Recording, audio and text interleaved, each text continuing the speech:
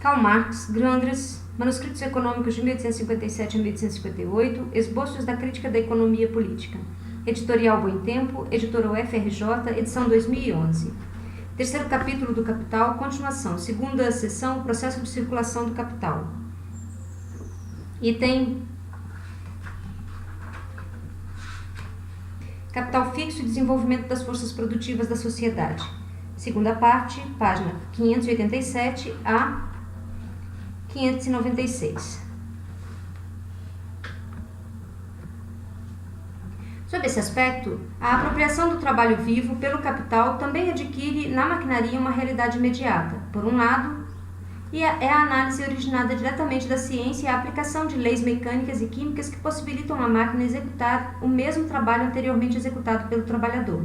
Contudo, o desenvolvimento da maquinaria por essa via só ocorre quando a grande indústria já atingiu um estágio mais elevado e o conjunto das ciências já se encontra cativo a serviço do capital. Por outro lado, a própria maquinaria existente já proporciona elevados recursos. A invenção torna-se, então, um negócio e a aplicação da ciência, a própria redução imediata, um critério que a determina e solicita. Porém, esta não é a via que deu origem à maquinaria no geral, menos ainda a via pela qual avança no detalhe. Tal via é a análise, pela divisão do trabalho que transforma as operações dos trabalhadores cada vez mais em operações mecânicas, de tal modo que, a certa altura, o mecanismo pode ocupar os seus lugares. Ad economia de energia. Nota da tradução sobre a economia da energia. Por conseguinte, um modo do trabalho determinado aparece aqui diretamente transposto do trabalhador para o capital na forma da máquina, e por meio dessa transposição sua forma ou sua própria capacidade de trabalho é desvalorizada. Daí a luta dos trabalhadores contra a maquinaria. O que era a atividade do trabalhador vivo devém à atividade da máquina. Assim, a apropriação do trabalho pelo capital, o capital absorvendo em si trabalho vivo, se apresenta ante o trabalhador de maneira cruamente perceptível, como se tivesse amor no corpo. Nota 335, Johann Wolfgang von Goethe, terceira edição, São Paulo, editora 34, 2007. Fausto, uma tragédia, primeira parte. A troca de trabalho vivo por trabalho objetivado, o pôr do trabalho social na forma de oposição entre capital e trabalho assalariado é o último desenvolvimento da relação de valor e da produção baseada no valor.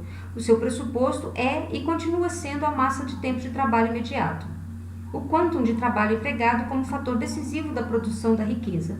No entanto, à medida que a grande indústria se desenvolve, a criação da riqueza efetiva passa a depender menos do tempo de trabalho e do quantum de trabalho empregado que do poder dos agentes postos em movimento durante o tempo de trabalho, porque sua poderosa efetividade, por sua vez, não tem nenhuma relação com o tempo de trabalho imediato que custa sua produção, mas que depende, ao contrário, do nível geral da ciência e do progresso da tecnologia ou da aplicação dessa ciência à produção. Por seu lado, o próprio desenvolvimento dessa ciência, especialmente da ciência natural, e com esta todas as demais, está relacionado ao desenvolvimento da produção material. A agricultura, por exemplo, torna-se simples aplicação da ciência de metabolismo material de forma regulada do modo mais vantajoso possível para todo o corpo social. A riqueza efetiva se manifesta antes, e isso já o revela a grande indústria, na tremenda desproporção entre o tempo de trabalho empregado e seu produto, bem como na desproporção qualitativa entre o trabalho reduzido à pura abstração e o poder do processo de produção que ele supervisiona. O trabalho não aparece mais tão envolvido no processo de produção quanto o ser humano se relaciona ao processo de produção muito mais como supervisor e regulador. O que vale para a maquinaria, vale igualmente para a combinação da atividade humana e para o desenvolvimento do intercâmbio humano. Não é mais o trabalhador que interpõe um objeto natural modificado como elo mediador entre o objeto e si mesmo. Ao contrário, ele interpõe o processo natural que ele converte em um processo industrial como meio entre ele e a natureza inorgânica da qual se assenhora.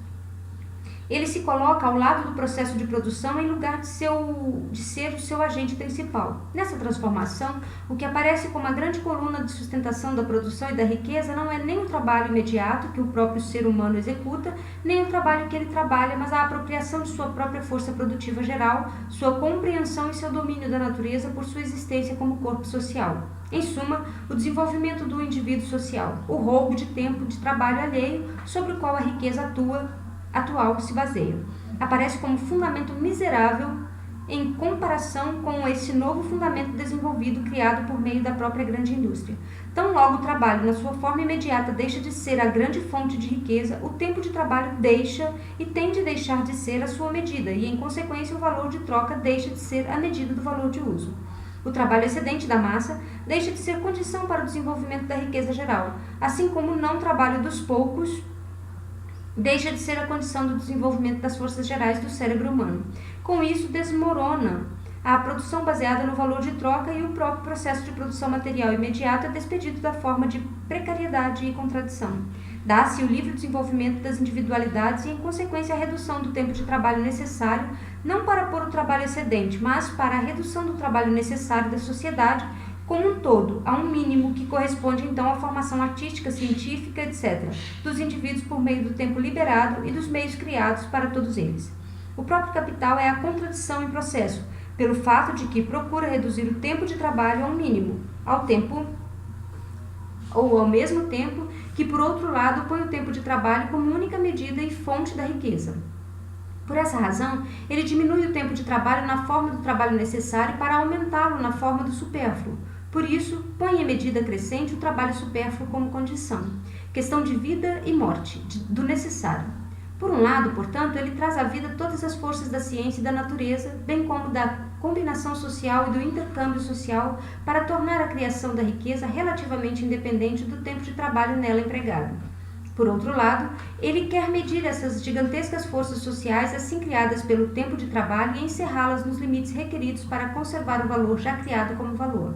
As forças produtivas e as relações sociais, ambas aspectos diferentes do desenvolvimento do indivíduo social, aparecem somente como meios para o capital e para ele são exclusivamente meios para poder produzir a partir de seu fundamento acanhado. De fato, porém, elas constituem as condições materiais para fazê-lo voar pelos ares. Uma nação é verdadeiramente rica quando se trabalha 6 horas em lugar de 12. A riqueza não é o comando sobre o tempo de trabalho excedente, riqueza real, mas tempo disponível para cada indivíduo e toda a sociedade para além do usado na produção imediata.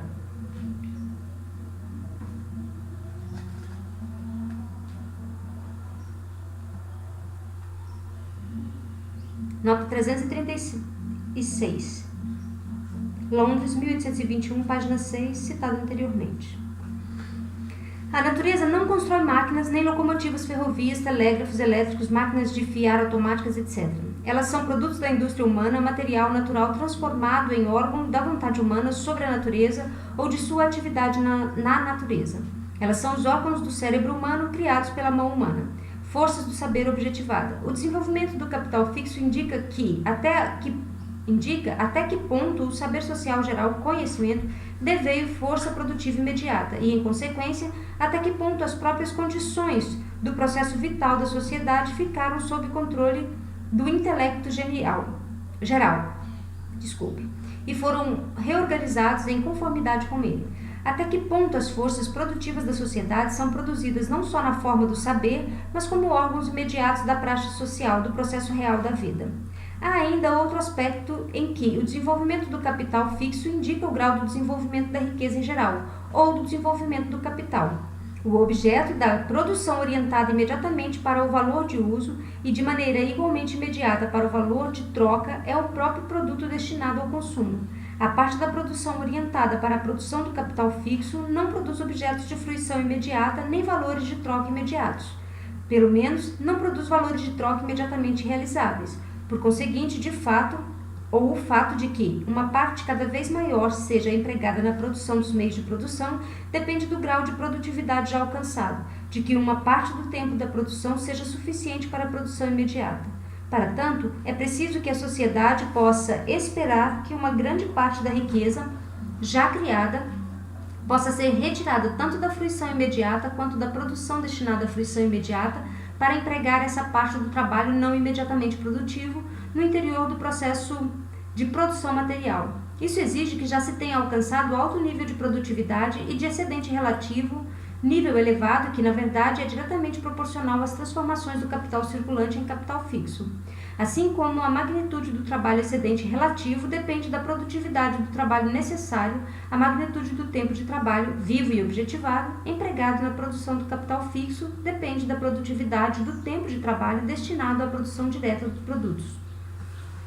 A condição para isso é reprodução excedente, desde esse ponto de vista, bem como produção excedente. O resultado do tempo empregado na produção imediata tem de ser muito grande relativamente ao que é imediatamente necessário na produção do capital empregado nesses ramos da indústria. Quanto menos o capital fixo produz frutos imediatamente, quanto menos interfere no processo de produção imediato, tanto maior tem de ser essa população e essa produção excedente relativas.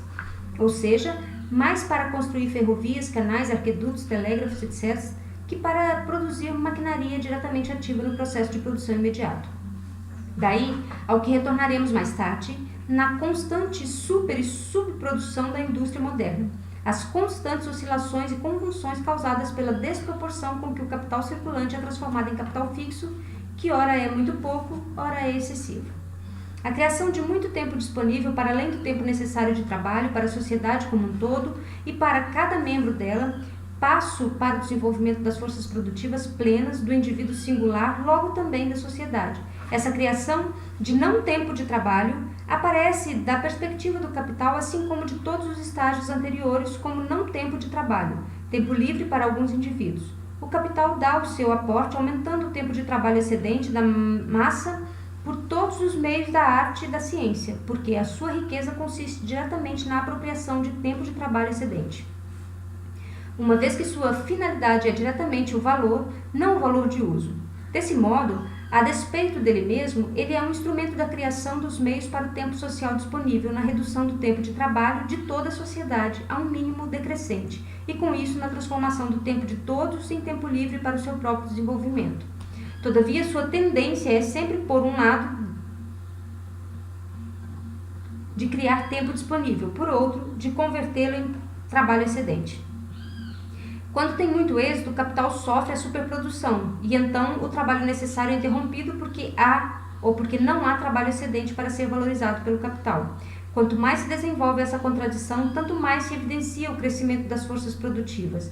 Não pode ser confinado à apropriação do trabalho excedente alheio, mas que a própria massa de trabalhadores tem de se apropriar do seu trabalho excedente. Tendo-o feito, e com isso o tempo disponível deixa de ter uma existência contraditória. Então, por um lado, o tempo necessário de trabalho terá sua medida nas necessidades do indivíduo social. Por outro, o desenvolvimento da força produtiva social crescerá com tanta rapidez que, embora a produção seja agora calculada com base na riqueza de todos, cresce o tempo disponível de todos. Pois a verdadeira riqueza é a força produtiva desenvolvida de todos os indivíduos. Nesse caso, o tempo de trabalho não é mais de forma alguma medida da riqueza, mas o tempo disponível. O tempo de trabalho como medida da riqueza põe a própria riqueza como riqueza fundada sobre a pobreza, e o tempo disponível como tempo existente apenas na e por meio da apropriação ou oposição ao tempo de trabalho excedente, ou significa por todo o tempo do indivíduo como tempo de trabalho, e daí a degradação do indivíduo a mero trabalhador, sua subsunção ao trabalho. Por isso, a maquinaria mais desenvolvida força o trabalhador a trabalhar agora mais tempo que o fazia o selvagem, ou que ele próprio com suas ferramentas mais simples e rudimentares. Citação. Se todo o trabalho de um país já só fosse suficiente para produzir o sustento de toda a população, não haveria trabalho excedente, e consequentemente nada que pudesse ser acumulado como capital. Se o povo produzisse em um ano o suficiente para o sustento de 2 anos, um ano de consumo teria de ser destruído, ou as pessoas teriam de parar seu trabalho produtivo por um ano. Mas os possuidores do produto excedente ou capital empregam as pessoas em algo não direta nem imediatamente produtivo, na construção de maquinaria. Assim a coisa continua. Nota 337, Ibidem, página 4.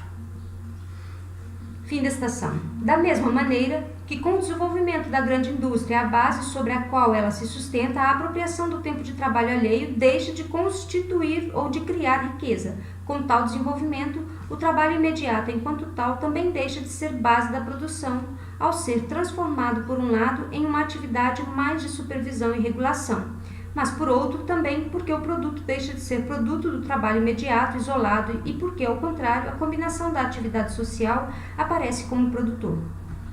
Cita: tão logo a divisão do trabalho está desenvolvida, quase todo o trabalho de um indivíduo isolado é uma parte de um todo, não possuindo valor ou utilidade por si só.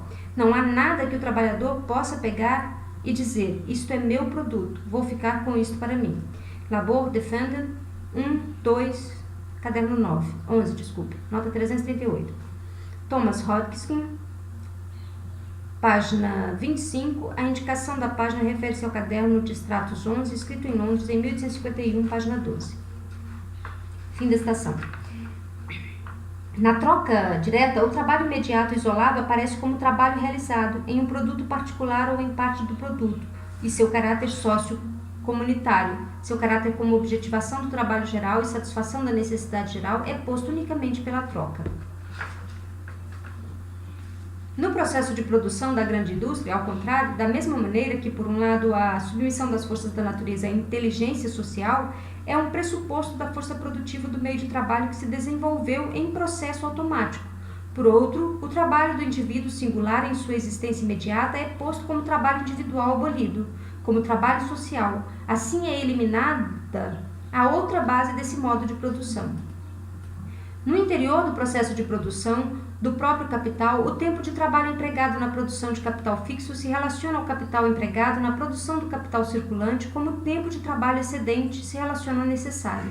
À medida que a produção direcionada para a satisfação da necessidade imediata se torna mais produtiva, uma parte maior da produção pode ser direcionada para a satisfação da necessidade da própria produção ou para a produção de meios de produção. Na medida em que a produção de capital fixo, inclusive sob o aspecto material, é direcionada imediatamente, não para a produção de valores de uso imediatos, nem para a produção de valores que são requeridos para a reprodução imediata do capital, ou seja, valores que na própria criação de valor representam, por sua vez, e de modo relativo, o valor de uso, mas para a produção de meios, para a criação de valor, ou seja, não para o valor como objetivo imediato, mas para a criação de valor, para os meios, para a valorização como objeto imediato da produção. A produção de valor posta materialmente no objeto da própria produção como finalidade da produção, da objetivação da força produtiva, da força produtora do valor de capital, ou do valor do capital. É na produção do capital fixo que o capital se põe em uma potência mais elevada que na produção de capital circulante, como fim em si mesmo, e aparece efetivamente como capital. Em consequência, sob esse aspecto, a dimensão que o capital fixo já possui e que sua produção ocupa na produção total é igualmente critério de desenvolvimento da riqueza fundada no modo de produção do capital.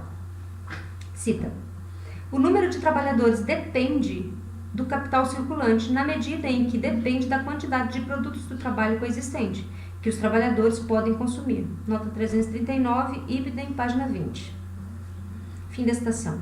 A passagem citada acima, nota 340, ver página 575 a 578, já lidas. De diferentes economistas, referem-se todas ao capital fixo como a parte do capital que está encerrada no processo de produção. Cita: capital flutuante é consumido, capital fixo é simplesmente usado no grande processo de produção. Fim da citação, Economist, volume 6, página 1. Nota 341, ver página 576, nota 316, já lidas. Isso é falso e válido apenas para a parte do capital circulante que é consumida pelo capital fixo. Para as matérias instrumentais, somente o capital fixo é consumido no grande processo de produção, considerado este último como processo de produção imediato.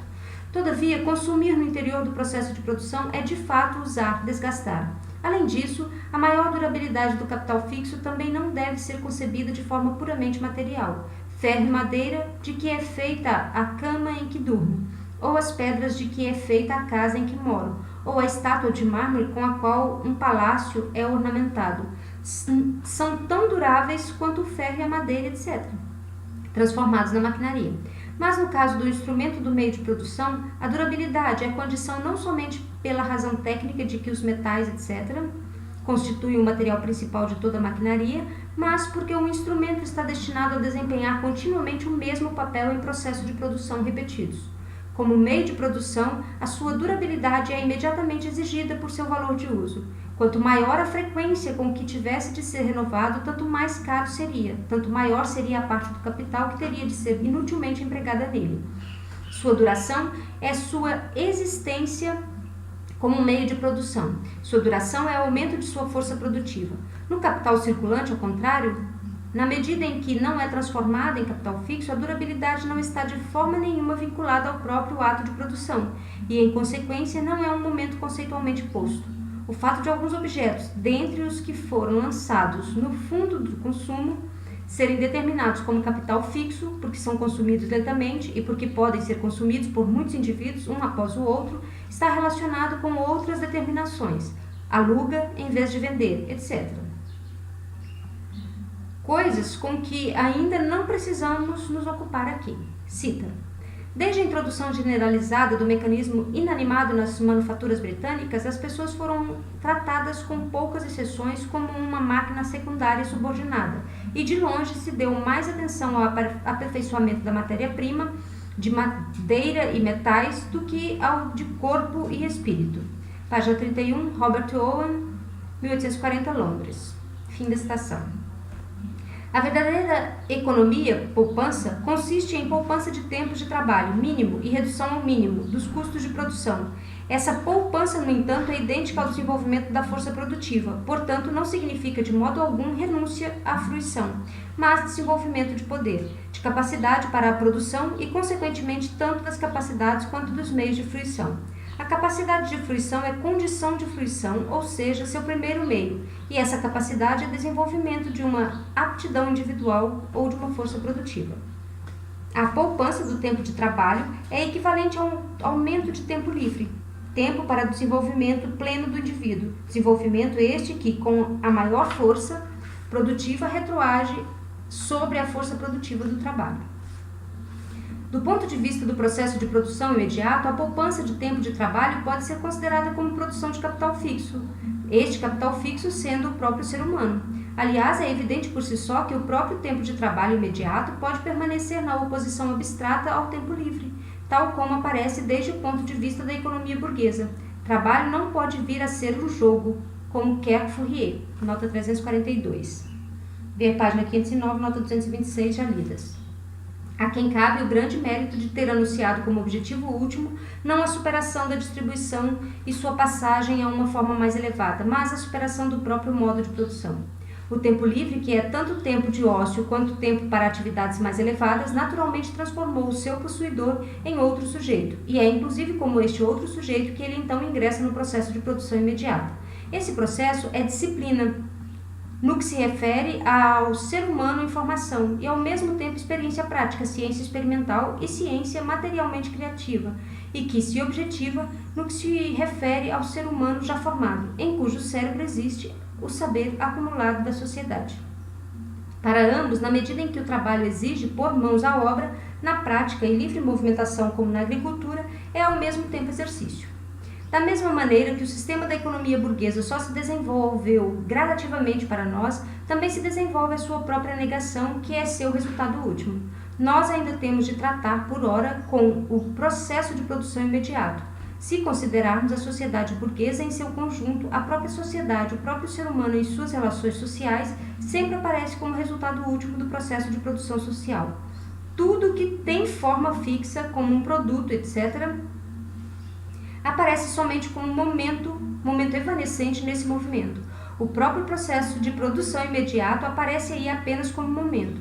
As próprias condições e objetivações do processo são igualmente momentos dele, e somente os indivíduos aparecem como sujeitos do processo, mas os indivíduos em relações recíprocas, relações que eles tanto reproduzem quanto produzem de maneira nova. É seu próprio contínuo processo de movimento em que eles renovam a si mesmos, bem como o mundo de riqueza que criam.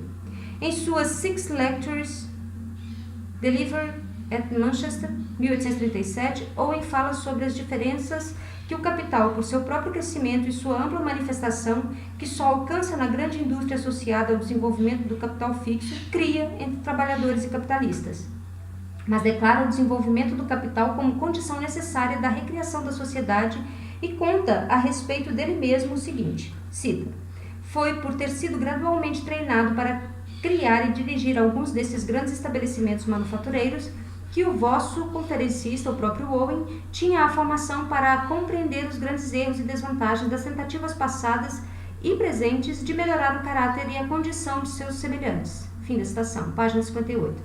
Fazemos constar a seguir toda a passagem referida para utilizá-la em outra oportunidade. Nota 343, ver página 645, que será lida posteriormente. Cita: os produtores da riqueza em sua forma acabada podem ser divididos em trabalhadores com materiais leves e trabalhadores com materiais duros, em geral sob a orientação direta de patrões cujo objetivo é obter lucro em dinheiro com o trabalho daqueles que eles empregam. Antes da introdução dos sistemas manufatureiros químico e mecânico, as operações eram executadas em escala limitada. Havia muitos pequenos patrões, cada um com alguns poucos diaristas que também esperavam se tornar pequenos patrões no devido tempo. Habitualmente, eles comiam à mesma mesa e viviam juntos. Entre eles reinavam um espírito e um sentimento de igualdade. Desde o período em que o poder científico começou a ser aplicado de modo abrangente no negócio da manufatura, uma mudança gradual teve lugar nesse particular. Atualmente, quase todas as manufaturas, para terem êxito, têm de ser realizadas de modo extensivo e com um grande capital. Pequenos patrões com pequenos capitais têm agora poucas chances de êxito, sobretudo nas manufaturas de materiais leves como algodão, lã, cânhamo, etc. Na verdade, agora é evidente que, enquanto perdurarem a presente divisão em classes da sociedade e o modo de conduzir a vida, os pequenos patrões serão cada vez mais suplantados pelos que possuem os grandes capitais, e que a igualdade anterior entre produtores, comparativamente mais felizes, tem de ceder lugar à máxima desigualdade entre patrões e trabalhadores, desigualdade que jamais havia ocorrido na história da humanidade. O grande capitalista foi alçado agora à posição de um senhor despótico, fazendo o que quer da saúde, da vida e da morte, e indiretamente dos seus escravos. Tal poder ele obtém em associações com outros grandes capitalistas comprometidos com interesses idênticos aos seus, e assim submete eficazmente a seu propósito aqueles que emprega. O grande capitalista agora nada na riqueza cujo uso correto ele não aprendeu e não conhece. Ele adquiriu poder por meio de sua riqueza e seu poder cegaram sua razão. E quando oprime de maneira totalmente atroz, acredita estar fazendo um favor. Seus serventes, como são chamados, de fato, seus escravos, são reduzidos à degradação mais desesperadora. Da maioria deles, são roubados a saúde, o conforto doméstico, o lazer e as saudáveis diversões ao ar livre, de outrora. Com o esgotamento excessivo de suas forças, gerado por ocupações monótonas que se arrastam prolongadamente, são induzidos a hábitos imoderados, a se tornarem inabilitados para o pensamento ou reflexão. Eles não conseguem ter nenhum divertimento físico, intelectual ou moral, a não ser os da pior espécie. Todas as verdadeiras diversões da vida estão bem distante deles. Em uma palavra, a existência que leva grande parte dos trabalhadores sob o sistema atual não vale a pena ser vivida. Mas os indivíduos não podem ser responsabilizados pelas mudanças que levaram a tais resultados. Elas têm origem na ordem regular da natureza e são etapas preparatórias e necessárias para a grande e importante revolução social em curso. Sem grandes capitais, nenhum grande estabelecimento poderia ser fundado. Os seres humanos não poderiam ser levados a compreender a praticabilidade de realizar novas combinações para garantir um caráter superior a todos e a produção de mais riquezas anuais que todos podem consumir e que essa riqueza igualmente deveria ser de uma espécie mais elevada que a riqueza em geral produzida até agora. 1C, páginas 56 e 57. Continua. É esse novo sistema químico e mecânico de manufatura que amplia agora as capacidades humanas e as prepara para compreender outros princípios e práticas, para adotá-los e provocar assim a mais benéfica mudança nos negócios, já experimentado pelo mundo. E é esse novo sistema de manufatura que cria agora a necessidade de uma divisão em classes da sociedade diferente e mais elevada. 1C, página 58. Fim da citação. Fim da segunda parte. Até o próximo vídeo. Obrigada.